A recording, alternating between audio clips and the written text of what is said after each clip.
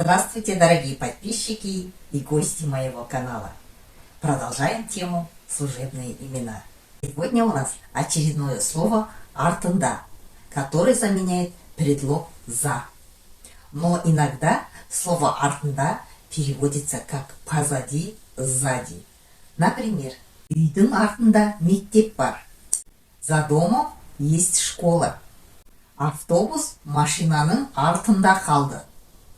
Автобус остался позади машины. Ол ең артында келе жатыр. Он идет самым последним. Здесь словосочетание «ең артында» переводится как «самый последний». Поэтому мы можем сказать «ең артында қалма». Не отставай от всех.